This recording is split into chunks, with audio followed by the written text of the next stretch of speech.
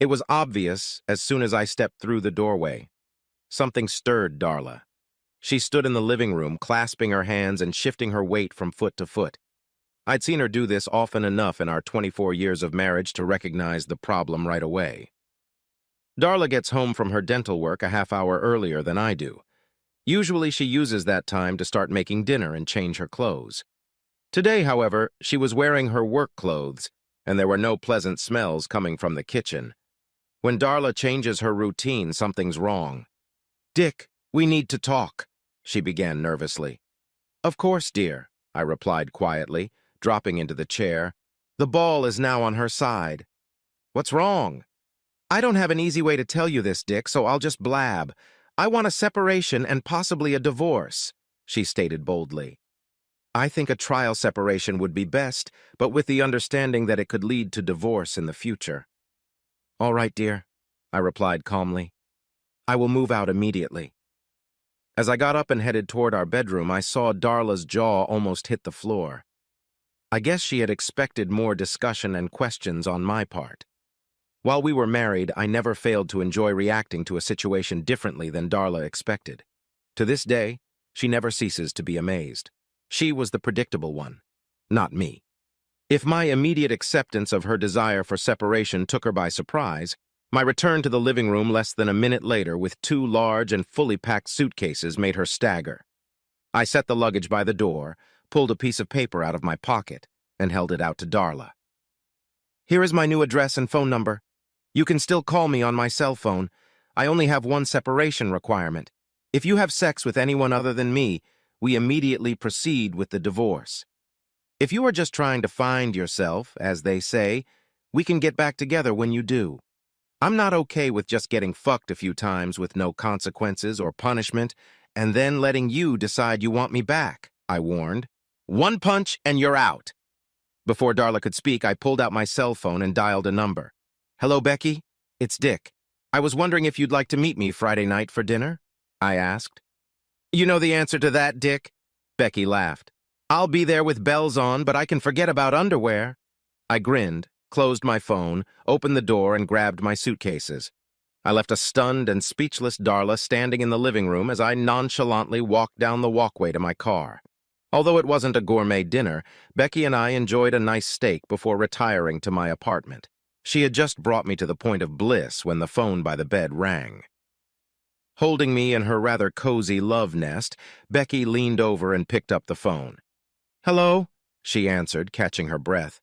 "Darla, will he be able to call you back in a few minutes? He's in a bit of a bind right now, and he needs to relax a bit, but I think I can hurry him up. Be nice and give him half an hour, well, just in case the train arrives at the station a little later than I expect, okay?" With those words, Becky hung up the phone and started riding me with redoubled energy. "Shit!" she exclaimed.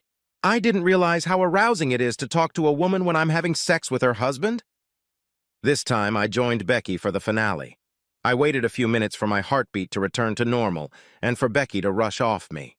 Then I leaned over to the phone and dialed the number that had been mine a couple hours ago, my home number. "Hello?" Darla almost shouted, answering before the first ring ended. "Is that you, Dick?" "Yeah, it's me, Darla. I'm sorry I couldn't reach the phone when you called, but I called you back as soon as I was free," I replied more than smugly. "What the hell is going on, Dick?" Darla demanded an answer. "You already had a place to stay and your suitcases were packed before I even told you I wanted to separate. Then I call your number to discuss our situation and this slut answers my phone calls. She almost admits that she's shaking you down right now. Let's just say I didn't want to be caught with my pants down this afternoon when you decided to tell me you wanted to separate. Being caught with my pants down a few minutes ago is much less unpleasant. Becky's not really a slut. At least I don't think so," I grinned, stroking her smooth ass. "I guess I could ask her about it if it's important for deciding if we're going to reconcile or not." "Bastard!" Darla blurted out. "You told me we weren't going to have sex with anyone while we were apart. This is just a test." "That's not exactly what I said, Darla," I countered. "I told you that if you have sex with anyone else, we're definitely getting a divorce." "I never said anything about not having sex." "You're a real piece of shit," Darla snapped at me. "Why do you think you can play by different rules or even dictate them? If you can go out and fuck some slut, I'm damn sure entitled to sex too. What's good for the goose is good for the gander and all that, Dick. Of course you can, Darla. I'm just telling you it's bound to lead to our divorce. I won't be a cuckold, I declared. Then we should get a divorce because you screwed the bitch, shouldn't we? Darla asked. I think we should file for divorce Monday morning. That seems fair, doesn't it? Not really, Darla. Here's my reasoning. You're the one who decided we should split up. That meant I was removed from my sexual partner against my will. You did it of your own free will. There's a huge difference. Besides, I told you up front that I would divorce you if you had sex with anyone but me. You never said anything like that to me. Finally, despite all of the above, you still have every right to file for divorce. If you want to, go ahead and file. It's that simple, I concluded. But I'm not sure I want a divorce, Dick. I just want a separation to think about some things, Darla insisted. Then there's no problem. We're separated. You have what you want, I concluded. But you're sleeping with that girl and I can't have sex or you'll divorce me. That's not fair, Darla complained. Darla, I didn't ask for a separation. I didn't want it. I wanted my life and my wife the way they were. Well, almost. You took that away from me as a result of the separation. I mean, I'm not going to go without sex because you have some bug up your ass. If it makes you happy, you can come here 3 or 4 nights a week and we'll sleep together. What kind of separation is that, Dick? I never heard of a couple separating and the woman letting the man have her all the time to keep him faithful. Then it wouldn't even be a separation, would it? Darla demanded clarity. I haven't read the separation manual yet, Darla. I can see that I need to be more specific here. If you do decide to come and force me to sleep with you, be prepared for it. I firmly believe that I am not going to allow this separation idea of yours to curtail my sexual appetite as our marriage has already done. I now realize and openly admit that I like all sorts of sexual positions and activities. I don't want you lying like a log motionless for a few minutes as if you're making a great personal sacrifice and you still expect me to stop sleeping with real women? If you want to show up at my door to satisfy my sexual hunger, bring lubricant, lipstick, and whipped cream. What is wrong with you, Dick? All I wanted was a simple separation to see if we'd stay married. In a couple hours, you've turned into a sex devil. You're crude, you're vulgar, you're crude, you're vulgar, you're vulgar. You've probably been cheating on me behind my back for years. Bullshit. I've never cheated on you or asked to be separated. I'm just trying to find myself. Right now, I'm finding myself with another woman. We can talk again tomorrow, I joked, hanging up the phone. Wow! Becky laughed. This conversation is a real turn-on. You laid down the law for your wife. Did I mishear her call me a whore? I've always been an observant person. It was natural and was helpful in many ways. It prevented many of the surprises that constantly thwarted most people. My wife Darla, on the other hand, hardly ever noticed anything unless it bit her in the ass. Darla was very vocal about a new dentist who came to the clinic where she worked. He was in the final stages of a divorce from his wife, who was an unfaithful, cheating whore. At the same time as he should have been counted among the saints, at least in Darla's opinion. Then a few weeks ago, Darla stopped talking about him. Any questions I asked were deflected. It was as if this new guy had fallen off the planet. Darla's silence on the subject excited me more than her incessant chatter. Our phone was tapped, conversations were recorded, and her emails were forwarded to me. I hired a private investigator to see what he could tell me about the situation. From all the evidence, there was a clear pattern of seduction. Dr. Burns, as he was known professionally, was trying to get under Darla's skirt. He was getting divorced because he had done the same thing at his previous clinic. There were even a couple of his old patients who were close to accusing him of ethical violations. The guy was a scoundrel. To her credit, Darla had managed to resist so far. She refused to cheat on her husband or dissolve the marriage. Then Burns started pushing her toward separation. He argued that Darla would not cheat if she was in separation and had sex with him. Consequently, my stern warning to Darla about having sex with anyone but me was necessary. If she cared about the idea of staying married to me, she would have to keep this man's pants on. Becky had only been my coworker for a few months, but we had become firm friends. She was a widow and had recently gotten a transfer to the West Coast to be closer to her daughter and grandchildren. When I explained to her my marital problems with Darla and my plan to bring the situation to a critical juncture, Becky quickly volunteered to be the other woman. Reading Darla's emails and listening to her phone conversations, I learned that she was going to announce the idea of a trial separation on Friday afternoon. It wasn't hard for me to go home for lunch and pack a couple of suitcases. I then moved into Becky's apartment as she had 2 months left on her lease. I continued to keep an eye on Darla.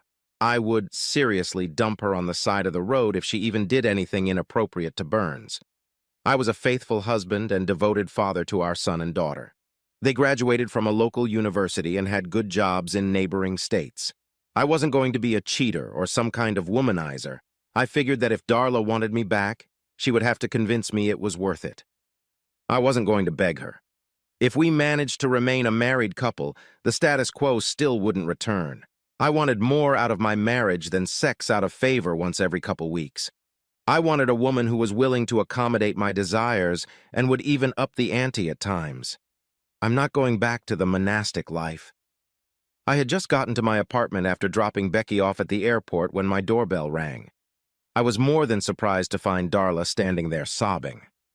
I walked her into the apartment and sat her down on the couch, sat down next to her and waited for her to talk.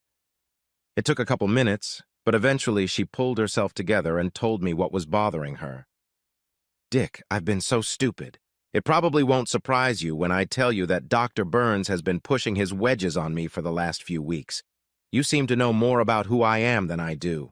He convinced me to ask you for a trial separation so we could sleep together," Darla admitted. "He told me that if we were separated, it wouldn't be cheating and that you would even treat me better when I decided to get you back. Things definitely didn't go according to plan. You were ready. Your bags were packed. You had a place to live and another woman to date. And here I am with my brilliant idea. I'll never be able to figure it out, I think. But I think so much about what I'm going to do, but I should have known you'd be light years ahead of me. When I called you Friday night and this woman answered and almost admitted that you were sleeping with her, I almost died. Then when you called back, I knew you had just finished doing it with her. That hurt like hell, Dick," Darla sobbed. "I spent the whole weekend thinking about what you said. I gradually realized that you had honestly framed the situation for me. I was the one who asked for the separation, not you. I had planned to have a few nights of sex with Ed Burns and then let you crawl back home. You'd just be an unconscious victim of my stupid scheme." Darla didn't have the sharpest mind, but she was always honest and open. It was one of the reasons why her actions lately had caused so much anxiety. She wasn't designed to be secretive and conniving. It just wouldn't be her.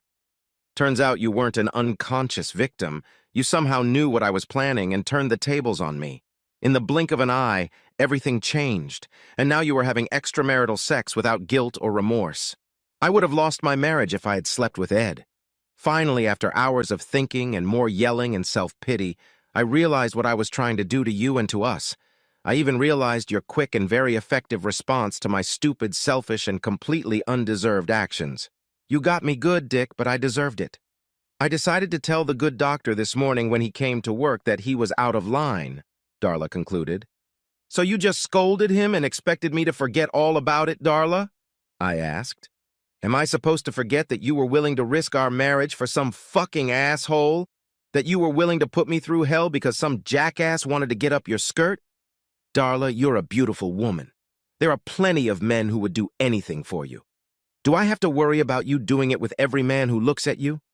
No, Dick. I'm not the one who chased Burns away this morning. When he arrived, there were a couple of cops waiting for him in the parking lot. He was arrested and charged with rape and who knows what else. One of our patients, Mrs. Gunn, claims he molested and raped her while she was under anesthesia. The investigation led a couple of other women to report inappropriate behavior on his part. He got nailed. Darla grinned grimly. That's the piece of shit I risked everything for, Dick. I can't say I'm surprised, Darla. It was pretty obvious to me that he was a wily hound with the scruples of a street cat.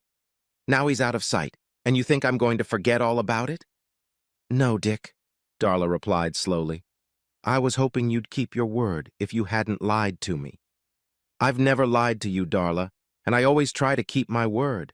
I just don't know what you're talking about, I replied confused. You told me I could come here 3 or 4 nights a week. You said it would save you from having to convince other women to share your bed, remember? Darla asked.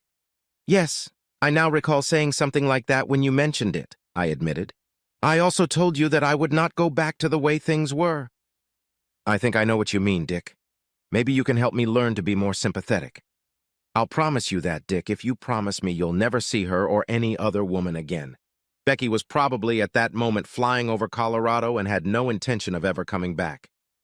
I didn't know of any other women that I could let have any fun with, and I really loved Darla, so the decision was obvious to me.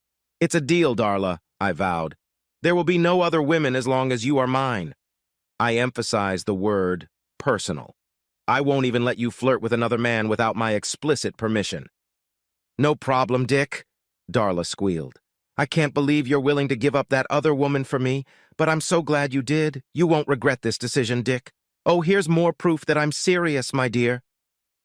With that statement made, Darla reached into her purse, pulled out lip gloss and other supplies, and placed it all on the table.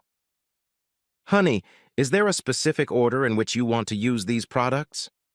Darla smiled seductively.